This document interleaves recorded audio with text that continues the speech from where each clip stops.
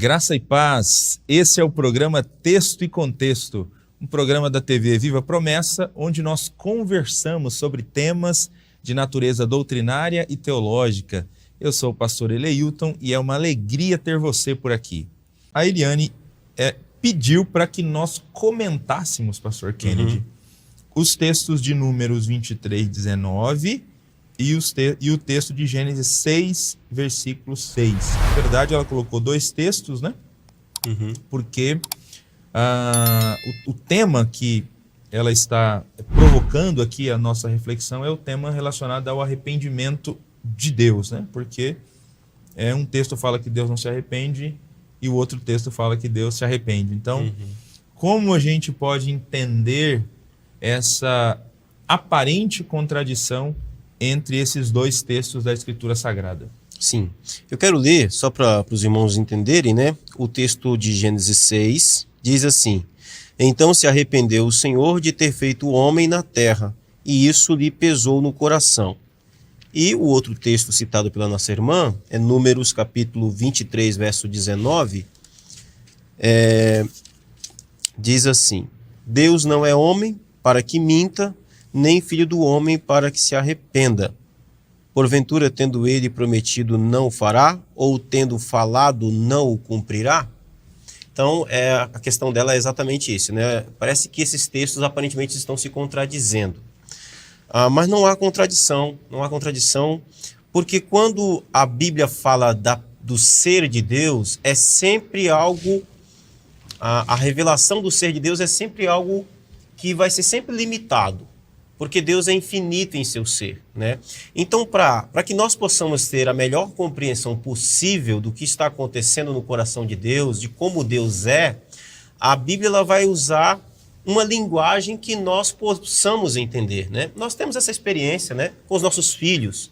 Às vezes você tem um tema difícil, uma pergunta difícil de um filho e você rebaixa a linguagem a ele para que ele possa compreender. Então, quando a Bíblia diz que Deus, aqui em Gênesis 6,6, que se arrependeu o Senhor de ter feito o homem na terra, não está falando que Deus se arrepende como nós, mas o texto bíblico está colocando um sentimento que nós conhecemos em Deus para que nós possamos entender o tamanho da tristeza que o pecado aqui de Gênesis 6, o pecado da humanidade, estava causando em Deus. Na verdade, nós poderíamos perceber aqui que o que a Bíblia quer que nós entendamos aqui é a gravidade do pecado da humanidade naquela situação. Se nós pudéssemos entender esse texto da seguinte maneira, né? Era um pecado tão terrível da geração de Noé que se Deus pudesse se arrepender de ter feito o homem, ele se arrependeria. Né? Então, na verdade, é para mostrar a gravidade do pecado. A gente vai ver esse mesmo, a Bíblia colocando dessa mesma maneira, por exemplo, no povo de Israel lá no deserto, né?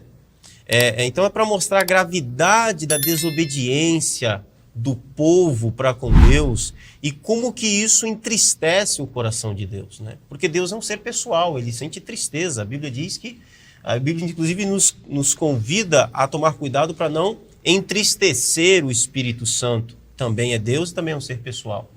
Então Deus não se arrepende no sentido de que ele, como se ele não soubesse, né? Como se ele não tivesse antevisto aquilo, né? Como se Deus fosse pego de surpresa. E o texto de Números expressa exatamente quem Deus é, como que Deus é. Ele não é homem, né? Ele não é homem, mas a Bíblia aqui está empregando um sentimento humano a Deus para que nós possamos entender o que está acontecendo ali. Mas Deus não é homem para mentir e nem filho do homem para que se arrependa. Filho do homem, ou seja, ele não é limitado, ele não é como nós para se arrepender, né?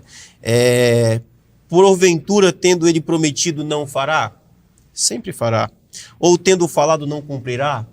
Né? Fala da sua soberania. Ele não pode se arrepender porque ele também é soberano. Então, o que nós temos aqui são figuras de linguagem que a Bíblia está usando para que nós possamos compreender o que está acontecendo ali, né? E isso é meio que comum na Bíblia.